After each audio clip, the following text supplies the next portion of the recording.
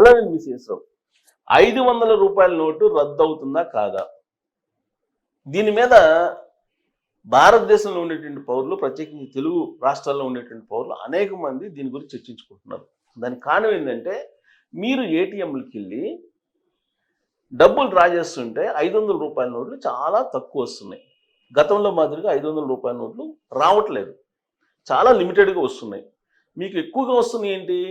200 rupees notes and 100 rupee notes, ఈ రెండే వస్తున్నాయి. 100, 200 రూపాయల నోట్లు మాత్రమే వస్తున్నాయి. దానికి కారణం ఏంటంటే, ఆర్బీఐ దాదాపు 1,60,000 కోట్ల రూపాయల విలువైనటువంటి 200 రూపాయల నోట్లను ప్రింట్ చేసిందట ఆర్బీఐ రీసెంట్గా. ఆ ప్రింట్ చేసినటువంటి నోట్స్ అన్నింటినీ ఏటీఎంల్లో ఇప్పుడు ఎక్కువగా వాటినే ఉంచుతున్నారు. 500 రూపాయల నోట్ని తగ్గిస్తూ ఉన్నారు. అంటే దీని అర్థం ఏంటి? 500 రూపీస్ నోట్ని రాబోయేటువంటి రోజుల్లో రద్దు చేసేటువంటి అవకాశాలు క్లియర్గా కనిపిస్తూ ఉన్నాయి. ఎందుకు ఈ విధమైనటువంటి నిర్ణయం తీసుకుంటుంది కేంద్ర ప్రభుత్వం? తీసుకునే అవకాశం ఉంది అని అంటే, మీకు నీతి ఆయోగ్ ఉంది. నీతి ఆయోగ్ సమావేశాలు జరుగుతూ ఉంటాయి. దీంట్లో ప్రతి రాష్ట్రానికి సంబంధించినటువంటి ముఖ్యమంత్రి పార్టిసిపేట్ చేస్తారు. ఆయా రాష్ట్రాలకు సంబంధించినటువంటి ఆర్థిక పరిస్థితుల గురించి మాట్లాడుతూ ఉంటారు. అలాగే దేశానికి సంబంధించినటువంటి ఆర్థిక పరిస్థితులకు సంబంధించి సలహాలు, సూచనలు ఇస్తూ ఉంటారు. ప్రధానంగా చంద్రబాబు నాయుడు గారు ప్రతి నీతి ఆయోగ్ సమావేశంలో 500 రూపాయల నోట్ని మీరు రద్దు చేయండి, కరప్షన్ పెరిగిపోయింది, 500 రూపాయల నోట్ను రద్దు చేసి డిజిటల్ ట్రాన్సాక్షన్స్ పెంచండి అని చెప్పి ఆయన పదే పదే చెప్తూ ఉన్నారు. సో గతంలో అంటే ఎన్డీఏలో ఆయన లేరు, కానీ ఇప్పుడు ఎన్డీఏలో కీలక భాగస్వామిగా ఉన్నారు ఆయన. కాబట్టి ఆయన ఇచ్చినటువంటి ప్రతిపాదనని కేంద్ర ప్రభుత్వం సీరియస్గా తీసుకునేటువంటి అవకాశం ఉంది. ఆయన ఎప్పుడో నోట్ల రద్దు ఎప్పుడే చెప్పారు. అసలు 2000 రూపాయల నోట్ను విడుదల చేయడమే తప్పు, అసలు 2000ని 500 రెండింటినీ రద్దు చేయండి అని చెప్పి ఆ రోజు నుంచే చెప్తున్నారు ఆయన. కానీ 2000 రూపాయల నోట్ని రద్దు చేశారు. ఆల్మోస్ట్ మార్కెట్లో లేకుండా తరలించేశారు. ఇప్పుడు ఉన్న మార్కెట్లో ఉంది 500 రూపాయల నోట్లు, 200 రూపాయలు, 100 నోట్లు ఉన్నాయి. ఈ 500 రూపాయల నోట్ని రాబోయేటువంటి రోజుల్లో తగ్గించేయటానికి ఇప్పుడు 200 రూపాయల నోట్ని ఎక్కువగా ప్రింట్ చేశారు. 200, 100 రూపాయలని. మరి ఈ 500 రూపాయల నోట్ని ఎలా ఆపేస్తారంటే, ఇప్పుడు యాజ్ ఆఫ్ నౌ కొత్త 500 రూపాయల నోట్ను ప్రింటింగ్ని ఆపేసాయి. సేమ్ 2000 రూపాయల నోట్ని ఏ విధంగా అయితే మార్కెట్లో లేకుండా, చలామణిలో లేకుండా ఆర్బీఐ వ్యూహాత్మకంగా చేసిందో, అదే తరహాలో 500 రూపాయల నోట్లను కూడా మార్కెట్లో చలామణిలో లేకుండా క్రమంగా చేస్తూ వస్తుంది. ఇప్పుడు 500 రూపాయల నోట్లు ప్రింట్ని ఆపేసిందని చెప్పి తెలుస్తుంది. వాటి స్థానంలో 200, 100 ప్రింట్ చేస్తుంది. 500 రూపాయల నోట్లు బ్లాక్లోకి వెళ్ళిపోయి ఆల్మోస్ట్ ఇప్పుడు అన్ని 500 రూపాయల నోట్లు బ్లాక్లో ఉన్నాయి. మీకు మార్కెట్లో చలామణిలో చాలా కనిపించట్లా, బ్లాక్లోకి తరలించేశారు. డంపులు పెట్టుకున్నారు బ్లాక్ మనీ కుబేర్లు, నేలమాళిగల్లో దాచుకున్నారు. లిక్విడ్ ప్రాబ్లం ఉంది మార్కెట్లో, లిక్విడ్ ప్రాబ్లం ఉంది. ఆర్బీఐ చెప్తుంది మార్కెట్లో లిక్విడ్ ప్రాబ్లం ఉందని. మరి 500 రూపాయల నోట్లు అన్నీ ఉంటే మార్కెట్లో లిక్విడ్ ప్రాబ్లం ఎందుకు ఉంటుంది? ఉండదు. సరిగ్గా ఈ పాయింట్ దగ్గరే కేంద్ర ప్రభుత్వం సీరియస్గా కాన్సన్ట్రేషన్ చేసింది. అసలు ఇది బయటికి తీసుకురావాలంటే ఏం చేయాలి అని అంటే, వాటిని రద్దు చేయాలి అనేది ఒకటి.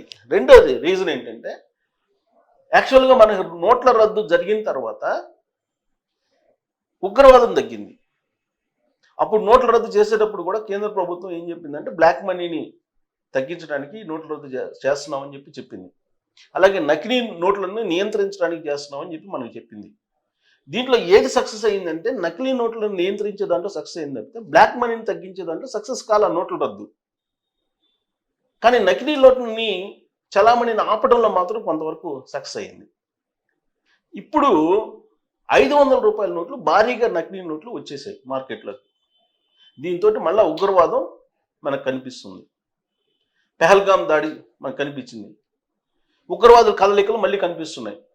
ఎందుకు కనిపిస్తున్నాయి ఇవంటే, ఈ 500 రూపాయల నోట్లు, నకిలీ నోట్లను పాకిస్తాన్ నుంచి డంప్ చేస్తున్నారు ఇండియాకి.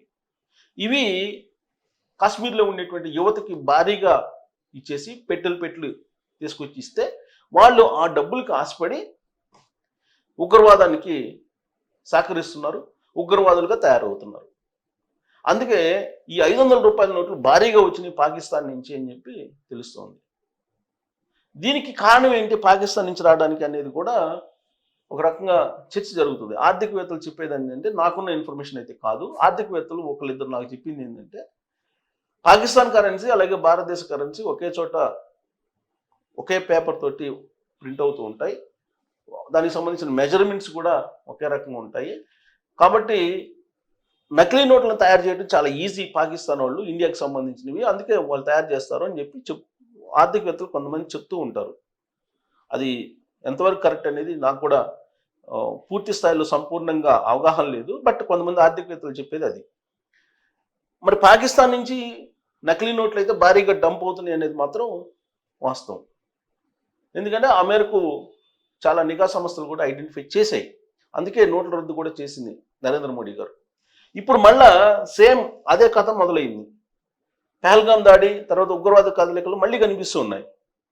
దీనికి కారణం ఏంటంటే 500 రూపాయల నోట్లు భారీగా నకిలీవి వచ్చేసాయి మార్కెట్లోకి అని చెప్పి. అందుకే ఇప్పుడు ఈ 500 రూపాయల నోట్లని క్రమేణా మార్కెట్లో లేకుండా చేసేటువంటి ప్రయత్నం జరుగుతుంది అని చెప్పి తెలుస్తుంది. ఆర్బీఐ ముద్రణను తాత్కాలికంగా ఆపేసిందా, పర్మనెంట్గా ఆపేస్తుందా అనేది తెలియదు. తాత్కాలికంగా అయితే ముద్రను ఆపేసి ఉంది.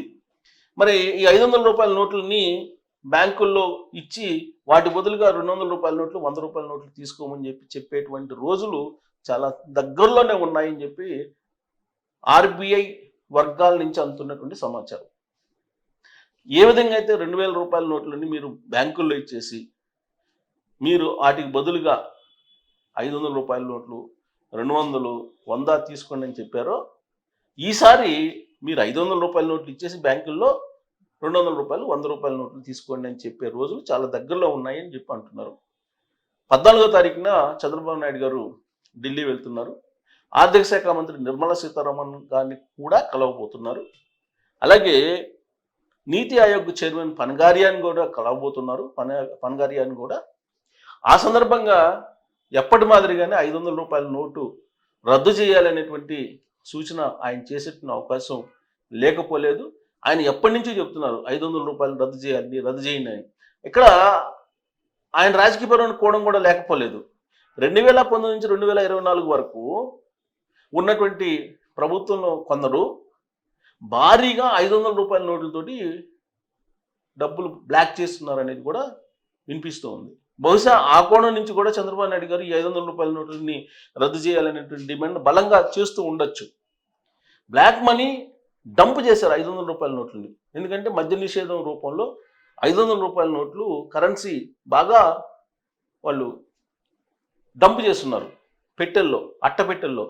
ఆల్రెడీ ఇప్పుడు ఎంక్వైరీలో కూడా తెలుస్తుంది కదా, ఎంక్వైరీలో కూడా వాళ్ళు సిట్ చెప్తుంది కదా, అట్టపెట్టెల్లో హైదరాబాద్ నుంచి తాడేపల్లి నుంచి చిత్తూరు, ఒంగోలు వీటన్నిటికీ పంపించేసారు రకరకాల ప్లేసులు. కానీ ఇప్పటి వరకు వాళ్ళు చెప్తున్న ఇన్ఫర్మేషన్, ఏసీబీ సిట్ వచ్చినటువంటి ఇన్వెస్టిగేషన్ వచ్చిన ఇన్ఫర్మేషన్ ఇది కాకుండా ఇంకా చాలా ఉందని చెప్పి చంద్రబాబు నాయుడు గారు పవర్ పాయింట్ ప్రజెంటేషన్ ఇచ్చి 2024 ఎన్నికల ముందు, 2024 ఎన్నికలు అయిపోయిన తర్వాత కూడా ఇది చాలా పెద్ద కుంభకోణం, 30,000 కోట్ల కుంభకోణం అంటున్నారు కదా.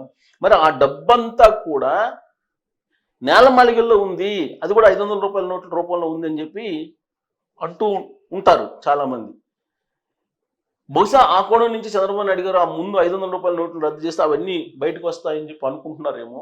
లేదా దేశం యొక్క ఆర్థిక పరిస్థితి, చంద్రబాబు నాయుడు గారు అంతా నేరోగా అయితే ఆలోచించరు నాకు తెలిసినంత వరకు. బ్రాడ్గానే దేశం యొక్క పరిస్థితి, దేశం యొక్క ఆర్థిక పరిస్థితి గురించి ఆలోచించి ఆయన 500 రూపాయల నోట్లని రద్దు చేయడానికి ఆయన సుముఖంగా ఉండొచ్చు. దాంతోపాటు రాష్ట్ర ప్రయోజనాలు కూడా మిళితమై ఉంటాయి.